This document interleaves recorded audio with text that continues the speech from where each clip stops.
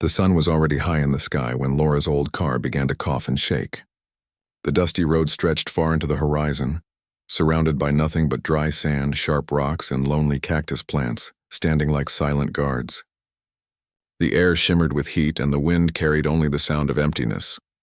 Laura looked at the temperature reading on the dashboard. It was broken. She already knew it didn't matter. The air felt like fire on her skin. Her daughter Emma sat in the back seat holding a small teddy bear and asking softly, "Mommy, are we almost there?" Her voice was weak but still sweet, full of the hope only a child could keep. Laura smiled through her worry. "Yes, sweetheart. Just a little more," she said, though she knew she didn't even know where there was anymore. All she knew was that she had to get far away from the old life, far from the city that held too many bad memories and pain. She was trying to start fresh in another town, somewhere quiet, somewhere safe for Emma. The car made one last noise, a heavy clunk, and then stopped completely. The steering wheel froze in her hands. The engine let out a long sigh and died. The silence that followed felt too heavy. Laura turned the key again and again, but there was only the click of defeat. The gas gauge showed empty, though she could have sworn she had filled it just a day ago. She pressed her forehead against the steering wheel and exhaled slowly. For a moment, she didn't know what to do. Emma leaned forward from the back seat. "Mommy, why did the car stop?" Laura forced a smile and turned to her. "It's just tired, like us. Let me see what's wrong."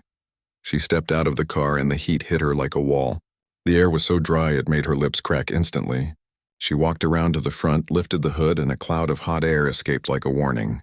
The smell of burnt oil and metal filled her nose. She stared down at the tangled mess of wires and pipes, pretending she could fix it, though she had no idea where to start. Her water bottle was almost empty. She took a small sip, then gave the rest to Emma, who drank it gratefully. Laura looked around. The road stretched into forever. No buildings, no trees, no sound of another car. Just the endless desert, silent and cruel under the sun. She took out her phone, but the screen showed no signal. No bars, no hope. She climbed back into the car, trying to stay calm. "It's okay," she whispered to herself. "Someone will come by soon." She rolled down the windows a little to let the air move. But the air was hot, like it came from an oven. Her clothes stuck to her skin. Time moved slowly. Emma had fallen asleep with the teddy bear in her arms, her cheeks red from the heat. Laura stroked her hair gently. "You'll be okay, baby," she said softly. "I'll make sure of it." Hours passed. No one came. The sun began to fall, but the heat didn't ease. Laura opened the car door again and stepped out, waving her arms at a passing dust cloud that looked like a car in the distance. But it vanished before reaching them. Her throat felt dry like sandpaper. She wanted to cry but stopped herself. She couldn't show fear. She was all that Emma had. She thought of the small apartment they had left behind, the peeling paint, the broken heater, the nights Emma cried because of the shouting next door. Laura had promised her daughter that things would be better, that this trip would be the beginning of something new. Now that promise felt like it was slipping through her fingers. "Not yet," she whispered. "I can't give up. Not yet." She tried to start the car again. Nothing, just silence.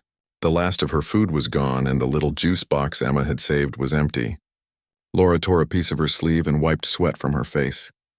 The desert had no mercy. Every direction looked the same. An ocean of sand that could swallow a person whole. Her hands trembled as she looked at Emma again. The little girl stirred in her sleep, her lips dry and her voice faint as she murmured something about home. Laura's heart broke a little more. She looked at the horizon again and decided to walk. Maybe if she walked far enough, she would find a road sign, a gas station, something. She didn't care if it took all day. She couldn't sit and wait for death to come. She opened the trunk, took out a small blanket, wrapped it around Emma, and kissed her forehead. "I'll be right back, my love. Mommy will find help." But when she took one step away from the car, Emma woke up suddenly and began to cry. "Mommy, don't go. Please don't go." The sound of her little voice shattered whatever strength Laura had left. She turned back, hugged her daughter tightly, and whispered, "Okay, Mommy won't leave you. We'll stay together." The sun began to set, painting the sky orange and red. The heat faded, replaced by a biting cold that crept in fast. Laura tried to make a small shelter with the blanket, wrapping it around both of them as they sat in the car. The air outside grew colder, and the desert wind started to howl softly. In the distance, she could hear the faint cry of some wild animal. She held Emma closer and whispered, Don't listen. It's just the wind singing. As darkness filled the desert, Laura looked at the stars through the cracked car window. They were bright and beautiful, but they made her feel small, almost forgotten. She closed her eyes and tried to pray. She didn't know if anyone was listening, but she begged silently for help, for one chance to save her little girl. Emma's breathing became slow and calm as she fell asleep again. Laura brushed a strand of hair from her forehead. Her hands were shaking, her lips dry and her body weak from dehydration. She thought of her mother's voice from long ago, telling her that even the darkest night must end with sunrise. She wanted to believe that. She wanted to believe that someone would come. Hours passed and Laura could hear her heartbeat in her ears. Every sound outside made her tense, the whisper of sand, the whistle of wind through the broken door seal. Her mind drifted between fear and exhaustion. She tried to stay awake to watch over Emma, but her eyelids grew heavy. Before sleep took her, she thought she heard something faint, like the slow, steady rhythm of hooves on sand. But it faded quickly, swallowed by the desert's silence. Maybe it was her imagination. Maybe it was hope pretending to have a voice. She leaned back, her hand still resting protectively on Emma's shoulder. The desert stretched endlessly around them, cold and cruel under the moonlight. The car stood alone, half buried in sand, its once blue paint turned gray with dust. Inside, a mother and her little girl held on to each other. Two small lives lost in a vast sea of emptiness. But in the far distance, under the wide silver sky, a man on horseback rode slowly across the dunes, guided by instinct, by something he couldn't explain. His hat shaded his eyes from the moonlight as he followed the faint marks of a broken-down car tire. The desert wind carried his quiet humming through the night, a soft tune that only the stars could hear.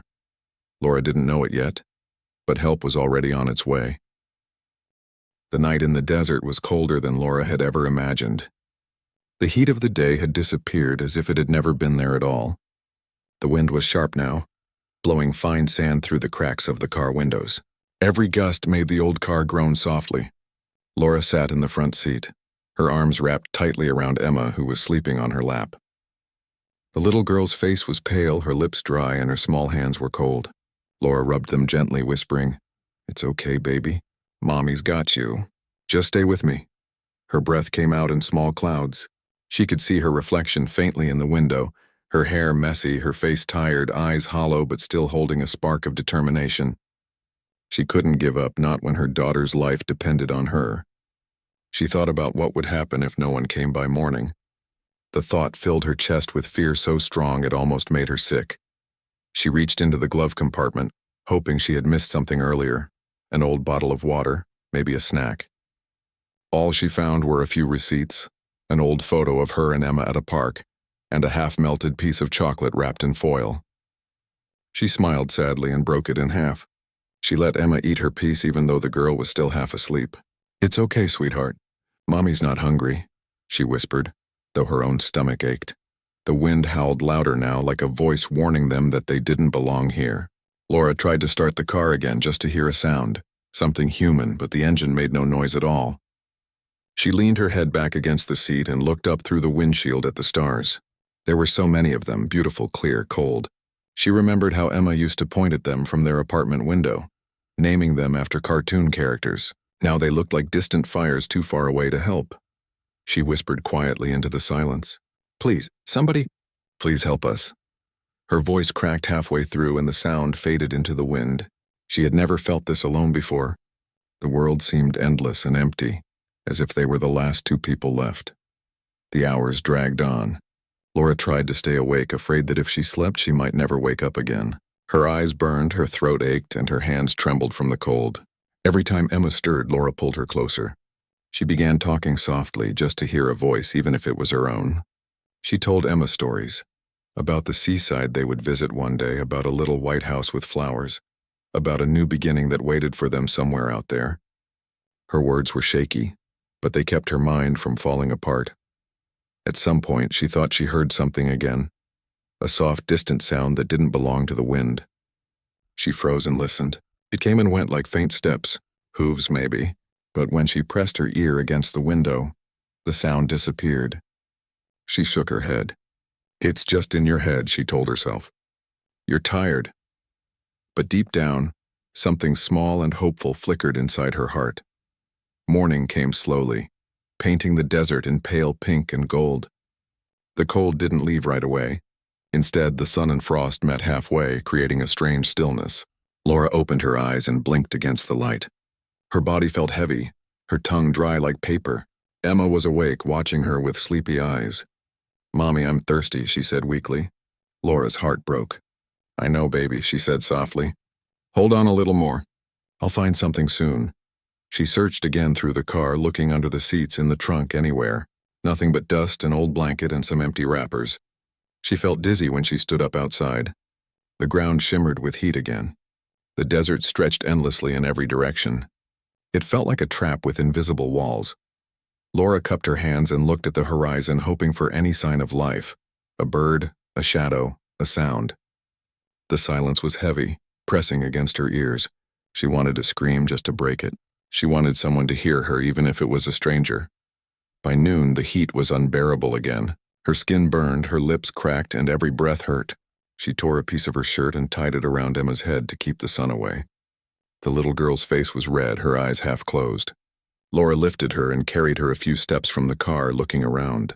"Someone will come," she whispered again and again, as if saying it could make it true. But no one came. The world stayed silent. Her vision blurred. She sat down beside the car and held Emma in her lap.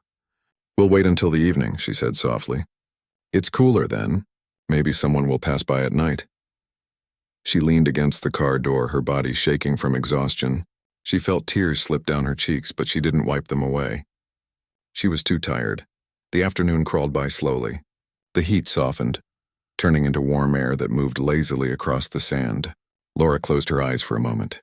She thought she heard that sound again, the steady rhythm of something moving across the desert. She sat up quickly, her heart pounding. She scanned the horizon, but there was nothing but waves of dust and heat. She wanted to shout, but her voice barely came out. "Hello?" She tried to call. "Is someone there?" The desert swallowed her voice whole. She fell to her knees and pressed her hands to the ground, feeling the warm sand between her fingers. As the sky turned orange again, she pulled Emma close and wrapped them both in the blanket. She rocked her gently, humming the same lullaby her mother used to sing when she was little. The melody was soft, like a whisper carried by the wind. It helped calm Emma, and for a while it helped Laura too. She imagined her mother's voice again, telling her that miracles come when you least expect them. The desert night returned, cold and silent. The stars came out again, brighter than before. Laura couldn't feel her legs anymore, but she kept her arms tight around her daughter. Every sound outside made her heart race. She thought of the people she once knew, the friends she had lost touch with, the promises she made to Emma about a better life. She wondered if anyone was looking for them now, or if the world had already forgotten. Her eyes began to close again when she suddenly heard something different this time. Real, strong, closer. A low sound of hooves moving over the sand. She opened her eyes wide, unsure if she was dreaming. The sound grew louder. Her heart began to beat faster. She tried to sit up, her body weak, her throat dry. "Hello?" she called out faintly. No answer. The sound faded for a moment, then returned, steady and real. She grabbed Emma's small hand. "Do you hear that?" she whispered. Emma was half asleep and didn't respond. Laura turned toward the horizon and saw something. Just a shadow at first, moving slowly against the moonlight. It looked like a person on a horse, far away but coming closer. She blinked several times to be sure it wasn't just her imagination. The figure disappeared behind a dune, then appeared again, closer this time. Her breath caught in her throat. She wanted to wave, to shout, but her body felt too heavy. She could only lift her arm weakly and whisper, "Here, please, here." The horse stopped for a moment in the distance, its rider looking around as if listening. Then it started moving again, faster this time. The sound of hooves grew stronger, echoing in the still night air. Laura's vision blurred with tears, but she smiled for the first time in days. "Someone's coming, baby," she said softly to Emma, who stirred at her words. "Someone's really coming." She leaned back against the car door, her whole body trembling, but for the first time, her fear began to fade. The stars above seemed to shine a little warmer, and even the wind felt softer. The stranger was still far away, but he was real, and that was enough to keep her holding on. And as the night deepened once more, The steady sound of the horse's steps drew closer and closer through the sand, carrying with it the promise of life, of hope, and of a miracle that neither mother nor child could have ever expected. The sound of hooves grew louder, steady and sure, echoing through the cold desert air. Laura could hardly believe it was real. She blinked several times, her heart pounding as she tried to stay awake. The figure was still blurry in the distance, but she could see it moving closer, a dark shape under the silver moonlight. Her weak voice came out like a whisper. "We're here," she said, trying to lift her arm again. "Please, help us." Emma stirred in her lap and opened her eyes halfway. "Mommy, what's that noise?" she asked softly. Laura's eyes filled with tears. "It's someone coming, baby. Someone's coming for us." Her voice broke on the last word. She could hardly breathe from relief and fear mixed together. What if it was just a mirage? What if her tired mind was playing tricks on her? But no, the sound was real now. Hooves crunching against sand and stone, a soft creak of leather, and the faint jingle of metal. A horse appeared from behind the dune, moving slowly but with purpose. Its breath came out in small white clouds in the cold air. On its back sat a man wearing a wide-brimmed hat that cast a shadow over his face. His long coat flapped gently in the wind, dusted with sand. He stopped a few steps away from the car and studied the scene. An old vehicle half buried in sand, and beside it, a woman and a child huddled together under a blanket. He swung down from the horse in one smooth motion and approached cautiously. "Ma'am," he called out in a deep, steady voice. "Are you all right?" Laura tried to answer, but her throat was too dry. Her lips moved, but no sound came. The man hurried closer, his boots crunching on the sand. When he reached them, he knelt down and gently touched Laura's shoulder. "Hey there," he said softly. "It's okay. You're safe now." Laura looked up at him with glassy eyes. The moonlight showed his face clearly now. Sun-tanned skin, tired but kind eyes, and lines that spoke of long days under the sun. His hat was old but sturdy, and dust covered his coat. He smelled faintly of horses and earth. "Water," she managed to whisper. "Please." "My daughter." Without hesitation, the man reached into his saddlebag and pulled out a canteen. He opened it quickly and held it to Laura's lips first. "Small sips," he said gently. She took a few gulps, then pushed it toward Emma. "Her first," she said weakly. He nodded and helped the little girl drink carefully, one small sip at a time. Emma coughed softly but managed to swallow. "Good girl," he said quietly. "You're gonna be fine." After they drank, the man removed his coat and wrapped it around both of them. The heavy fabric smelled like leather and smoke, but it was warm. Laura could feel heat returning to her fingers. She wanted to thank him, but the words got stuck in her throat. He didn't seem to need them. His eyes told her he understood. "My name's Ethan," he said after a moment. "I own a small ranch a few miles from here." "What happened to you two?" Laura took a shaky breath. "The car broke down. We ran out of water. No one came." Her voice trembled. Ethan nodded slowly, looking at the old car. "You're lucky I took this route tonight. I usually head the other way." He stood and looked around the desert. The horizon was dark and endless. "We can't stay here. You both need a doctor, or at least a bed and something warm to eat." He turned to his horse, patting its neck. "She's strong, but we'll have to ride slow." He looked back at Laura. "Can you stand?" She tried, but her legs gave out beneath her. Ethan caught her before she hit the ground.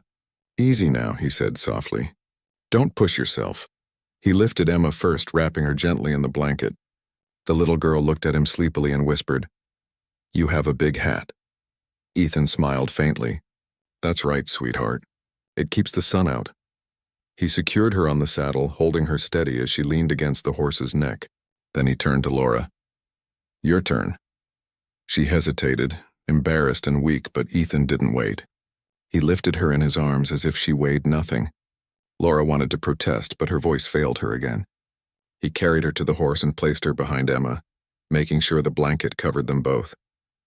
Then he climbed up behind them, holding the reins with one hand and keeping an arm around Laura to steady her. "Hold on," he said quietly. "We're heading home." The horse began to move, its hooves pressing softly into the sand. Laura felt the rhythm of each step through her body. The night air was cold, but the warmth of Ethan's coat surrounded her. She looked back at the car one last time, the car that had nearly become their grave, and felt tears run down her cheeks.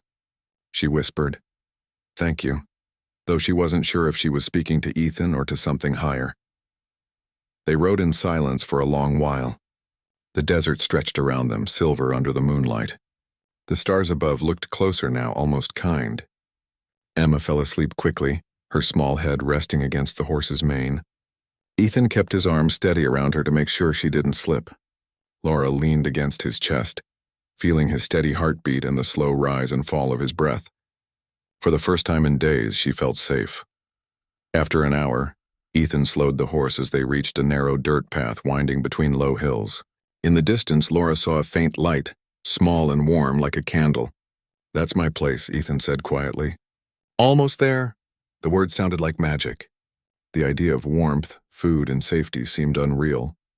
When they finally reached the ranch, Laura could see a small wooden house surrounded by a few sheds and a windmill that creaked softly in the wind. A dog barked once from the porch, then stopped when Ethan whistled. The smell of hay and firewood filled the air.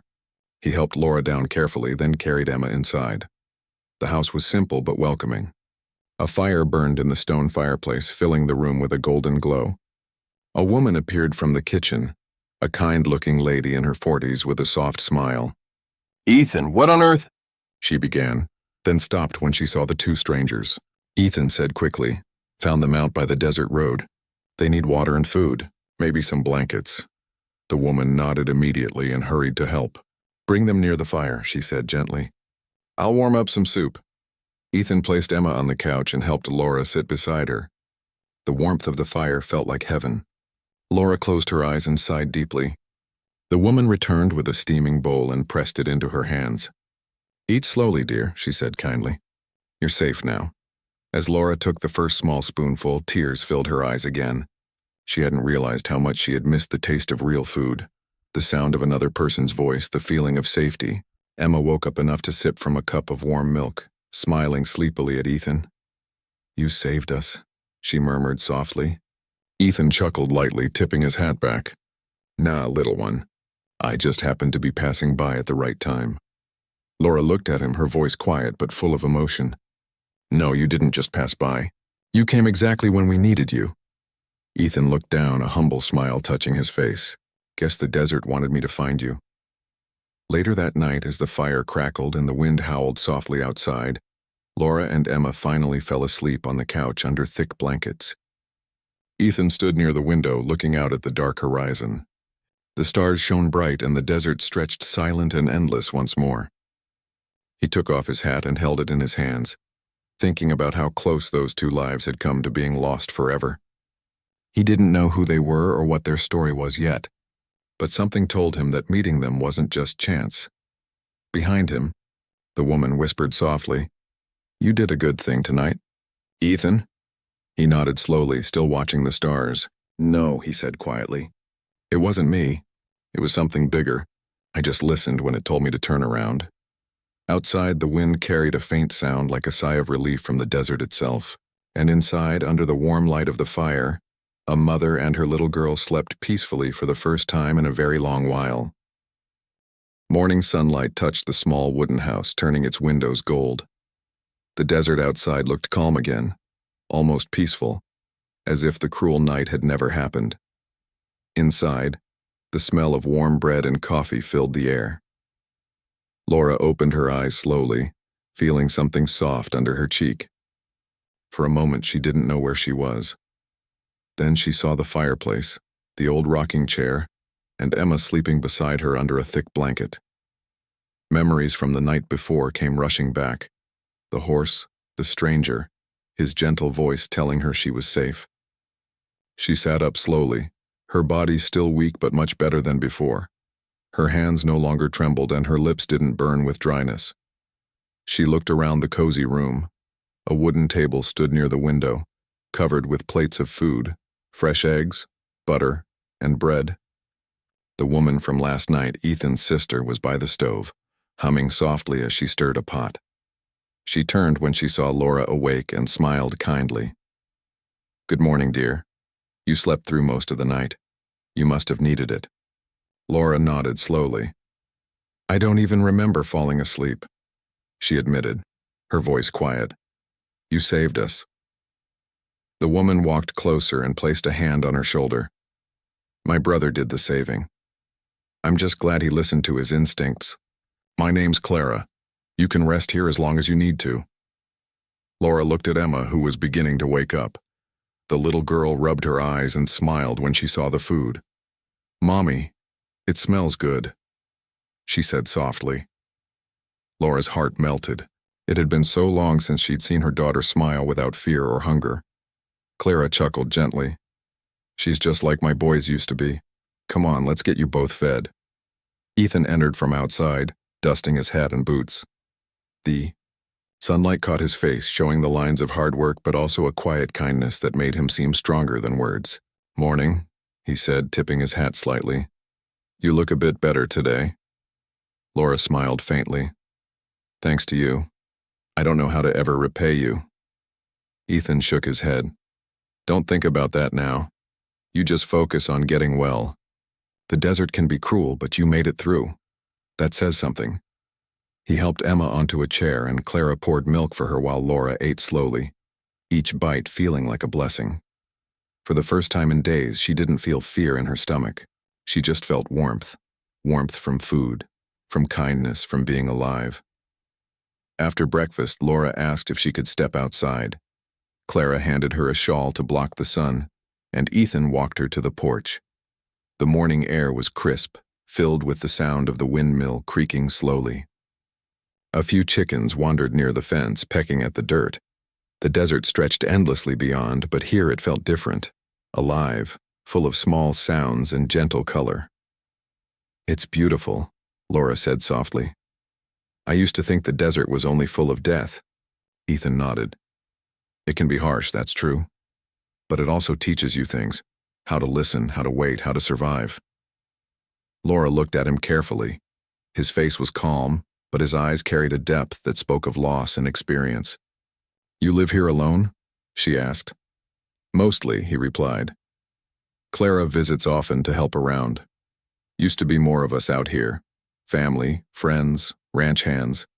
But people move on. The land stays. His tone held both sadness and peace, like a man who had made peace with solitude. Emma came running out of the house, still clutching her teddy bear. Mr. Hatman, she called, smiling up at him. Ethan laughed softly. That's a new one. Guess that's my name now. He knelt down to her level. How are you feeling, little one? Good, she said proudly. Clara said I can feed the chickens. He grinned. Well, go on then. They'll like you. She ran off, giggling as the birds followed her. Laura watched her daughter with tears in her eyes. For the first time since the journey began, Emma looked happy, like a normal child again, free from fear. I thought I'd lost her, Laura said, her voice breaking. Ethan looked toward Emma and then back at Laura. You didn't. You fought for her. That's what matters. They stood in silence for a while, watching the desert wind stir the sand. Laura finally asked, What made you come that way last night? You said you usually take another route. Ethan smiled faintly. I don't really know. Something just didn't feel right when I turned home. My horse kept pulling toward the east like she sensed something. I figured I'd follow her instinct. Guess she was right. Laura stared at him with quiet wonder. If you hadn't come... She didn't finish the sentence. She didn't need to. Ethan simply nodded, looking away toward the horizon. I'm just glad I did. Later that day, Clara cleaned the small guest room and helped Laura settle in. Emma spent most of the afternoon exploring the ranch, chasing chickens, petting the horse, and collecting tiny stones she said were treasures. Her laughter filled the air, light and pure. Ethan worked on fixing the fence nearby, occasionally glancing toward the house. Every time he saw Emma's smile, something in his chest softened. Laura sat on the porch, sewing a small tear in her daughter's blanket. The desert sun was dipping lower now, casting long golden rays across the sand. She watched Ethan work, his movements slow and steady, his figure outlined against the fading light. There was something peaceful about him, something solid, like the land he lived on. For a long time, she had believed all kindness had vanished from the world. But this man, this stranger, had risked his own safety for two people he didn't even know. When evening came, Clara served stew with soft bread. They all sat at the table together, the firelight dancing on their faces. Emma talked happily about the chickens and named the horse Star. Clara laughed, and even Ethan smiled wide enough to show the lines at the corners of his eyes. For a few hours, it felt like a family gathering. Laura couldn't remember the last time she had laughed over a meal. After dinner, Laura helped wash the dishes even though Clara protested. "You're our guest," she said, but Laura insisted. "You've already done more than I can ever repay." Clara just smiled. "Helping others doesn't need repayment, dear. Kindness circles back in its own time." Later that night, Laura stepped outside again. The stars covered the sky like diamonds scattered over dark silk. The wind was gentle, carrying the faint sound of the horse moving in the stable. Ethan was sitting by the fence, cleaning his saddle. She walked over quietly. "It's beautiful out here," she said softly. He nodded. "It's peaceful when the world sleeps." She hesitated, then asked, "Do you ever get lonely?" Ethan smiled a little, his eyes still on the stars. "Sometimes. But then I remind myself that loneliness isn't always empty. Sometimes it gives space to see things clearly, to remember what really matters." He looked at her then, and for a moment the silence between them was warm, full of unspoken gratitude. Laura looked down, her eyes soft. "You remind me that good people still exist," she said quietly. "I had forgotten that." Ethan's voice was calm but sincere. "The world can be hard, but it's not heartless. You just have to keep believing that help will come, even when it seems impossible." A small tear slipped down Laura's cheek, but she smiled through it. "You were that help for me and my daughter." Ethan looked away, slightly shy, and said, "I just did what anyone should do." Laura shook her head gently. "Not everyone would have. But you did." The night stretched around them, quiet except for the rustle of the wind. In the distance, the desert shimmered under the moonlight, no longer a place of danger but a place that had brought them together. Emma's soft laughter drifted from inside the house as she talked in her sleep, dreaming of horses and bright stars. Laura felt peace settle in her heart, a peace she hadn't known for a long time. She knew their journey wasn't over yet, but for the first time, she believed they would be okay. Tomorrow would bring new choices, new paths, but tonight they had warmth, safety, and the kindness of a stranger with a hat who had changed everything. The next few days passed softly, like slow winds through the desert. The rhythm of the ranch became familiar to Laura and Emma. Mornings started with the smell of fresh coffee and Clara's cheerful humming. Emma woke early each day, eager to feed the chickens or brush the horse she now called Star. Ethan always found time to check on them before heading out to fix fences or tend to the animals. Each time he passed by, he gave Emma a small smile and a gentle pat on the head, and she would giggle and wave at him like he was a hero from one of her stories. Laura grew stronger every day. Her skin no longer looked pale, and her voice had warmth again. She helped Clara in the kitchen, cleaned the porch, and sometimes walked out to the well with a bucket, feeling the strength returning to her arms. The desert that once seemed endless and cruel now looked almost beautiful. The orange mornings, the golden afternoons, and the peaceful quiet of the evenings. She had once feared the silence. Now it felt like peace. One afternoon, while Clara rested and Emma played with the ranch dog, Laura found Ethan by the fence line fixing a broken post. The sound of his hammer hitting wood echoed through the air. She stood for a moment, watching him work, then said softly, "You never stop working, do you?" He looked up and smiled faintly. "Out here, there's always something to fix. The land never sleeps, so neither can I." She walked closer, brushing sand from her skirt. "You've done more for us than you'll ever know," she said gently. "You gave my daughter her smile back. You gave me a reason to believe again." Ethan leaned on the fence, looking at her quietly for a moment. "You don't owe me anything, Laura," he said. "Sometimes life brings people across your path for a reason. You just do what feels right." She smiled, her eyes soft. "Maybe you're right. But still, thank you." There was a silence between them then, peaceful, full of meaning. The wind lifted the edge of his hat, and the sunlight caught his eyes, making them look like pieces of amber. He looked away shyly, "You're welcome," he said, almost in a whisper. That night after dinner, Clara sat knitting by the fire while Emma lay on the floor drawing pictures with a stub of pencil she'd found. Her picture showed a horse, a little girl, and a tall man wearing a hat. She smiled proudly and showed it to Laura. "Look, Mommy, it's Mr. Hatman saving us." Laura laughed softly and hugged her. "That's beautiful, sweetheart." Ethan, sitting near the window, smiled quietly but didn't say anything. His eyes softened when he saw Emma's picture, but he just tipped his hat slightly and said, "That horse looks better than mine ever does on paper." The next morning, Laura woke early and sat by the window watching the sunrise. The soft light touched everything in gold. For a moment she thought about the road beyond the desert, the life she had planned before everything went wrong. She still wanted to reach the town she had dreamed of, but now the thought of leaving this place made her heart ache a little.